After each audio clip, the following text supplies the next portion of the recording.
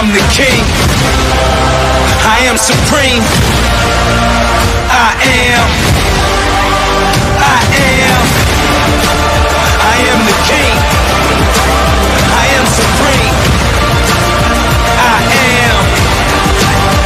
I am. Like a god. I'm the king. I am. I am. I am. I am the king.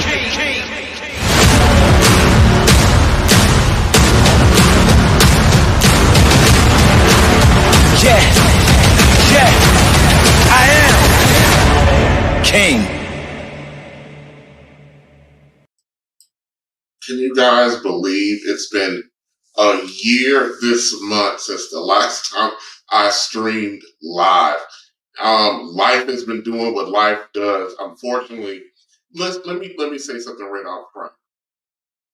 The fact that those that can actually live stream on a regular basis.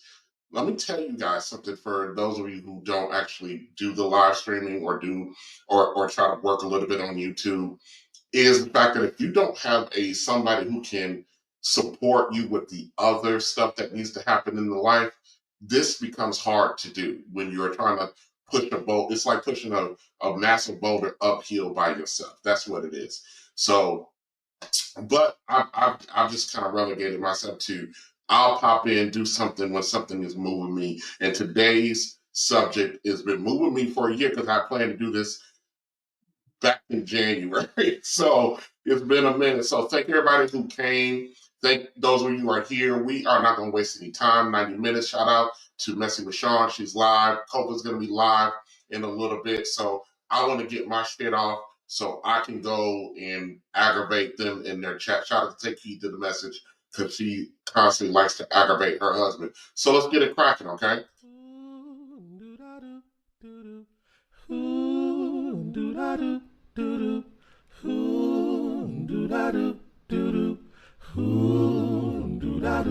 The very first time that I saw your brown eyes, your lips said hello and I said hi. I knew right then you were the one,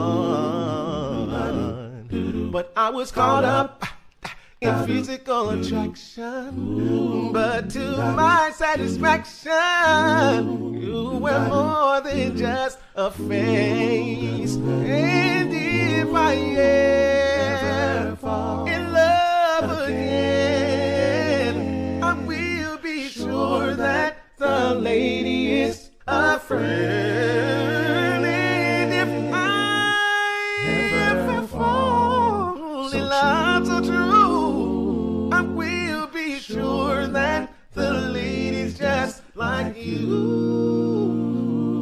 my friend. The very next time she will be my friend, someone who I can believe in.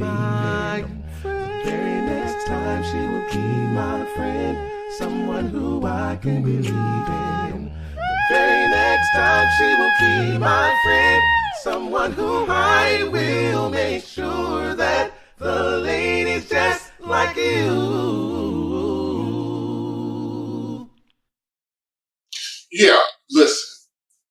Everyone in the Black community, when I say everyone, please understand I'm being general. Everyone in the Black community always talk about this thing called love. You know, we sing about it, we write about it, we post memes about it. We make it the centerpiece of endless conversation, especially on Black YouTube. But when you strip away the talk and the talk about love, and you and you start looking and trying to measure in love in terms of actual action, in terms of stability, in terms of sacrifice, what you find is not love at all.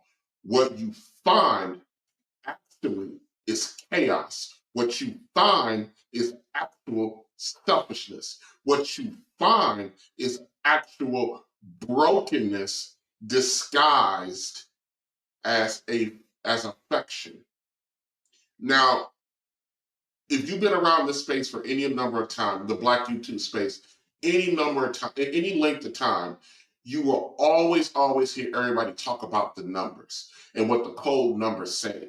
We have gotten very prolific in talking about the numbers, the black numbers, the black numbers, to the point where a lot of people dismiss them.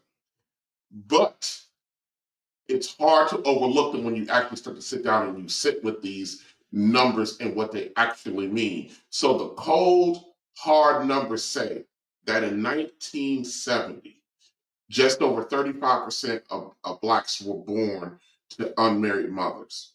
This is not a knock or shot on mamas right now. But by 2022, that number exploded to well over 75%. For me, that is not evidence of love. If 35% in 1970, we're almost talking 60 years now, was the out of birth wedlock rate for Black folk, and it's 75% now, how can you tell me that that's love? That's not even evidence of a family. Because everybody knows historically, family is mom, dad, and children. So as of 2022, 75% has no mom, dad, and children in the actual home. For me, this is an epidemic of a broken family. Father's not having the most basic level of direct influence because he's most likely not in the home. And the children being brought into this world without the stability and the security that love is supposed to provide. But under normal, well, whatever you consider to be normal circumstances and cultural norms, we are not born out of a plan. We are not born of two married people. We are not. The reality is that Black people don't want to accept or haven't been brave enough to say it out loud that 3 generations of us in the United States weren't born out of anything that resembles love or a plan. All of us were born out of either a one-night stand or something to do, or because he liked me and I liked her. That's it. Simply put, you, me, being here was never part of a plan. We were not a consideration or a factor in the actions of our so-called parents. And that's one thing that we have a hard time saying, accepting, and letting our mind even go there. That we were never, 75% of us, for the most part, are here, not because they were planned and not because we were any kind of consideration to the two people who were screwing. We're just here. So I can't deal with the charade anymore, and let us stop pretending that we somehow know anything about love. How can we know anything about love when nearly none of us were actually born into it? Let's stop pretending our pursuit of desire, our pursuit of lust, our pursuit of companionship is the same thing as building a family, and basically on the foundation, and we think we're building it on a foundation of love. Because if love really existed in the way we claim it does with Black folk, we would not be producing the outcomes that we're screaming about, that we're showing right now. I constantly say Black folk love to be finessed. How about this? How about this? You, me, being here, we're here as a result of being finessed. We are the results. We are the absolute results of a scam. Like Jay-Z says, when you think about it, you can't help to think it's a hard knock life. Take the bass line out. Jiggle. Let it bump though.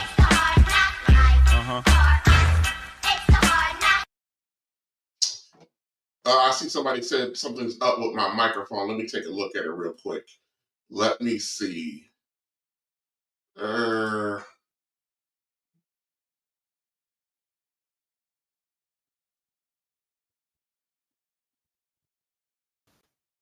How about, is this okay?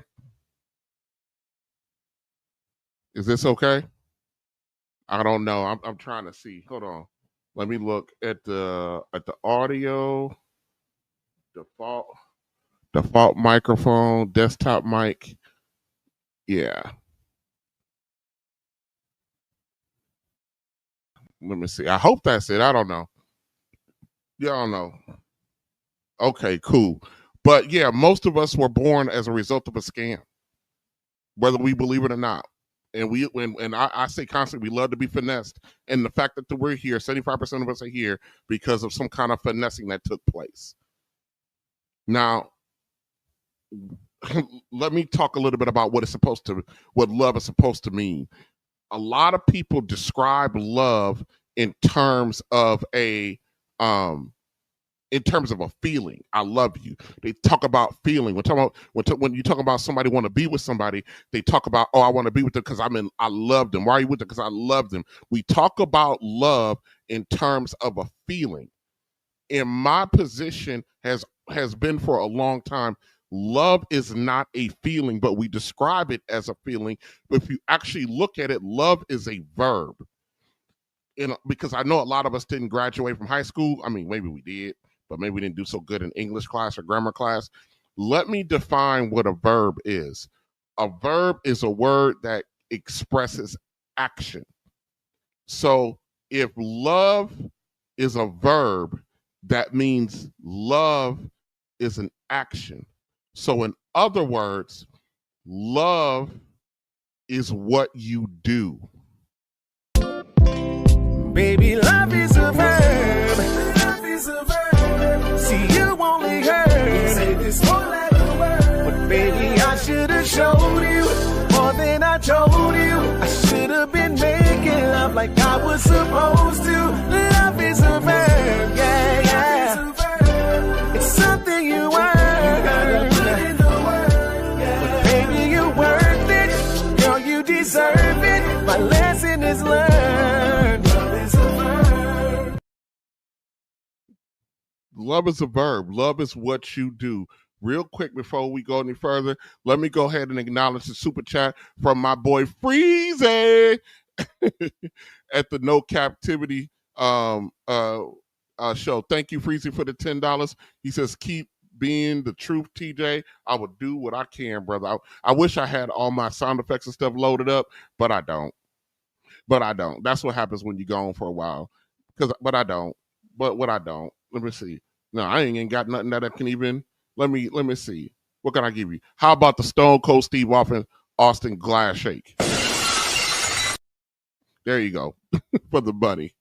Thank you, Freezy, for the $10 super chat. Okay. Now, listen, when we talk about love, we always like to cite source 1 Corinthians chapter 13. We cite source that biblical verse without completely understanding because 1 Corinthians chapter 13, it's very poetic. And it often shows up in wedding ceremonies or in Hallmark cards or some other profound declaration of this thing we call love.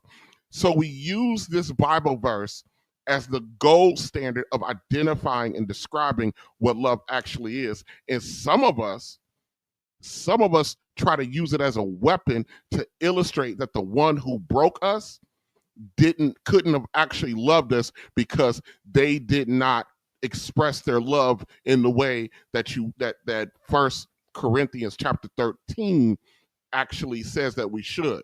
So we all like to cite source 1 Corinthians chapter 13 that talks about love. But if love is a verb, then love is an action, as I stated. Then also, 1 Corinthians chapter 13 can be the proof that I'm saying that love is an action and not a feeling. So if 1 Corinthians chapter 13 is the gold standard of identifying what love is, then if I'm saying that love is a verb, love is an action, and love is not a feeling, then that itself should be borne out in the actual thing. So what I want to do is I want to take a short look at some of these of the verse, chapter 13. A lot of people, when they quote it, they start at verse 4. I'm actually going to go through I'm going to start at verse 1 because I'm saying it's not a feeling, but an action. Okay? So 1 Corinthians chapter 13, verse 1. If I speak in the tongues of men or angels, but do not have love, I am the only responding. I'm only a resounding gong or clanging cymbal. If I speak in tongues, the tongues of men and angels, if I profess love, but I do not have love, which is an action, the only thing that I'm doing is I'm only a resounding gong or a clanging cymbal. What does that mean? You are a loud noise that fades. Love doesn't fade. Actions doesn't fade. So if you don't have any action to your love, you're no different than a loud noise in a room that dissipates after that noise has been intimated throughout the space. Verse 2, if I have the gift of prophecy and can fathom all the mysteries and knowledge, and if I have faith that can move mountains, but I do not have love, I am nothing. Meaning, if I can see, if I can think, if I can have faith, but if I don't do nothing, I am nothing. This is talking about leading into describing love. This is the preamble to verse 4. Verse 3, if I give all I possess to the poor and give my body to hardship that I may boast, but do not have love, I gain nothing. Meaning, if I do something, but I'm doing it to boast and brag about it and not out of actual love or good faith, then I gain nothing. Once again, so verses 1, 2, and 3, before it starts describing what love is already setting you up, giving you examples of what happens when you don't take action. That all of these things don't matter if you are not taking action, because love, in my opinion, is action. So verse 4, the one that everybody loves, love is patient, action. Love is kind, in action. It does not envy, that's an action. It does not boast, that's an action. It is not proud, pride is an action. Verse 5, it does not dishonor others. That's a state of being, which is also an action. It is not self-seeking, that's an action. It is not easily angered, that's an action. It keeps no record of wrongs, that's an action. Love does not delight in evil, but rejoices in truth. Those are actions. Love, verse 7, it always protects, action. It always trusts, state of being, which is an action. It always hopes, action. It always preserves, action. Love never fails. But where there are prophecies, they will cease. Meaning, if there is no action, it will cease. Everything that described love, everything that described what 1 Corinthians 4-7 described was an action. Now, one time when it talked about what love is, that at one time did it ever say that it's a feeling. But we talk about place value on an action for your feelings. This is not exclusive to women. Men do it too. But here's the other part of this of 1 Corinthians chapter 13 that we tend to leave out, which is verse 11, which goes in part in conjunction with understanding love. And it talks specifically about you as a person and how you're supposed to evolve. In 1 Corinthians chapter 13, verse 11, when I was a child, I talked like a child. I thought like a child. I reasoned like a child. I reasoned like a child. I use love like a feeling when love is a verb and love is an actual action, but a child thinks of love as a feeling. So when I was a child, I talked like a child. When I thought like a child, I reasoned, I rationalized like a child. But when I became a man,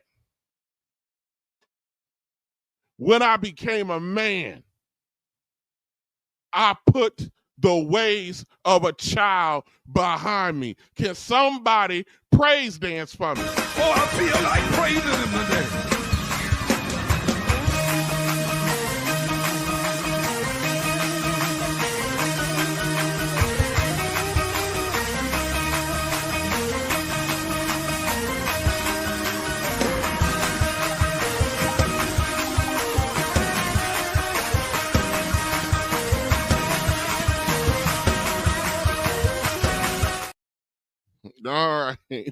All right. Sorry about that. You know, sociologists and psychologists have long defined love as something expressed in care and commitment and intimacy and responsibility and respect and trust.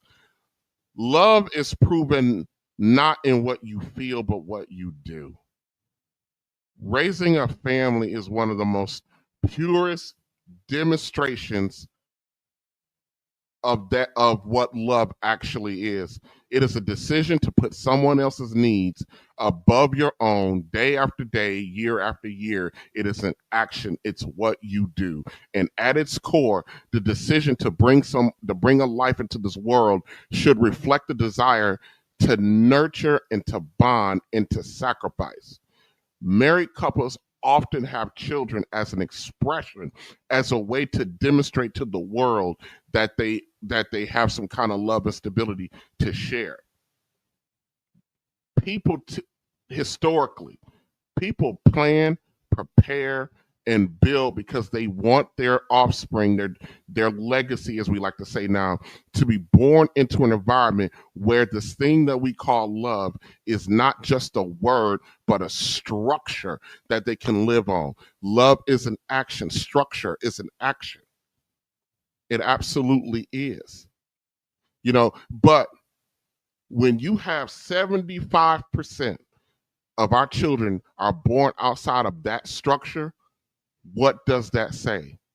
It says that that Black folk have confused the pursuit of desire with the practice of love. It says that we've allowed instant gratification to replace long-term sacrifice. And worst of all, it says we are handling our legacies, of handling our issues to our children for them to bear burden with and to give them confusion. That's what it says. The fact that we went from 35% in 1970 to 75% in modern day 2022, that is not a minor fluctuation. That is a multi-generational collapse. In over 3 generations, the majority of people, Black folk born in this country, have been born and raised outside of a productive, meaningful, planned relationship, primarily marriage, which is historically which is historically a typical family structure. Black folk is not alone in seeing an increase in non-marital births. We're not alone in the increase, but we are alone at the alarming rate of it. Despite the fact that we're not the only ones seeing the increase, when you look at our next counterparts that we like to talk about all the time, which is the white folk, white families in 2022, their out-of-marriage birth rate is 30%. Where was ours in 1970? 30%, 35%. We're looking at the Trump administration and their policies, and we're looking at them, and we're going to war. Black folk, I'm talking about, we're going to war with Trump's policies, the elimination of DIY, the elimination of useless degrees as a profession. All of this stuff that the Trump administration is doing, they're doing it because these white men, they know what's next after 35%, after 30%. They know what's left because they got black folk to look at. We are a anthropological study of what not to do. They know 75% is on its way if they're already at 30, and 30 is a tipping point. So what is the Trump administration doing?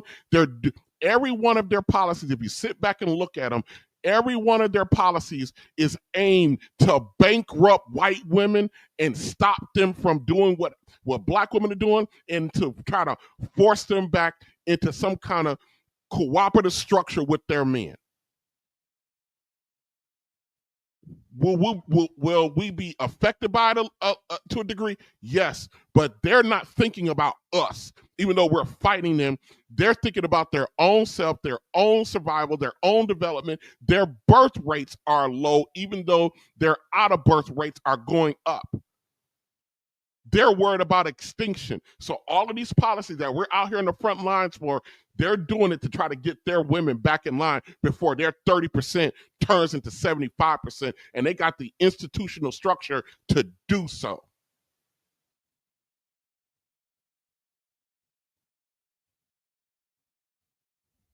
So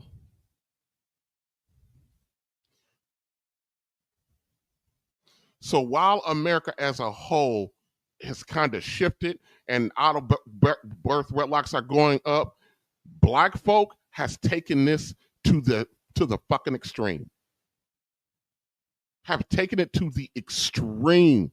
What does that mean in practice? It means that real, structured love is not shaping the family. Instead, people are born into environments where fathers are not a part of the structure in the most meaningful and impactful way, and moms are overwhelmed and overmatched, especially when their sons turn into teenagers. And then you got the grandparents out here who are now in their damn 30s and 40s, by the way. You got grandparents out here and other extended families. They're left to try to help pick up the pieces or the world has to teach your son a lesson. And the world will do that one of two ways. They will eliminate your son from this earth. They will eradicate him from this earth, or your daughter. They will eradicate them from this earth, or the system will swallow them up. Because fathers, black men, are not a part of the structure in the most meaningful and impactful way, that will leave our sons and daughters to complete destruction, which is what we're seeing right now.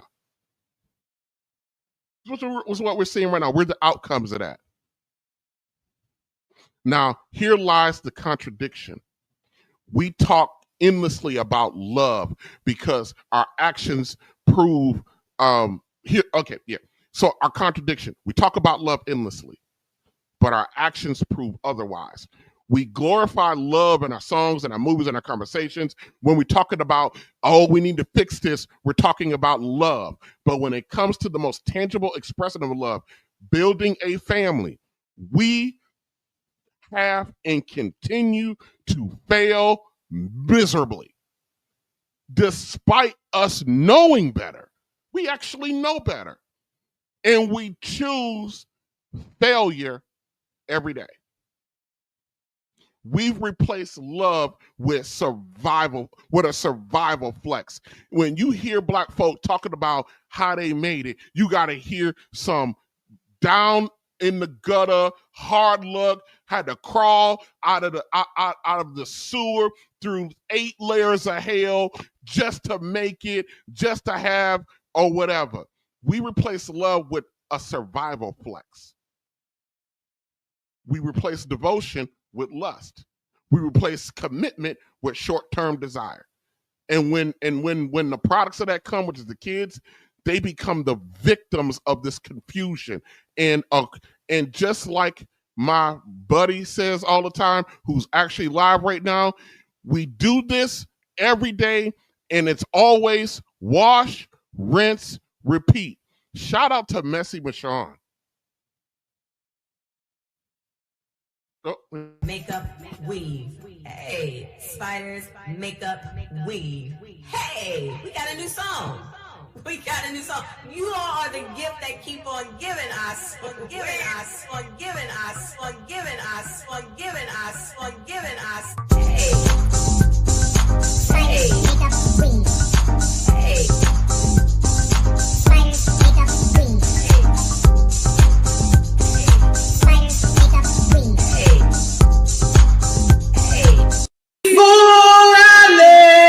You go away. Can I get a kiss? Good night. Before I let you go, can I get a kiss? Good night, baby. Before I let you go. And then we sit around. Shout out to Missy Michonne. And then we sit around and we wonder why we sit around befuddled about why that there's a circle of poverty and a circle of dysfunction, and it continues. We want to blame everything. It's the racism, it's the history, it's the lack of what's the word? It's the reparations. It's always something external. But the raw truth is that when we fail to re-engage in the action of love, it's the most, and understand that it's the most essential form for the family. We have set ourselves on the course to actual destruction, which is what we are on, which is what we're realizing right now. So the question becomes this: if love is a verb, baby, love is a verb. Love is a verb. See, if love is a verb, and if our actions, not our feelings, not our slogans, tell the truth about who we are, then what does our current reality say about who we are as Black folk? As Black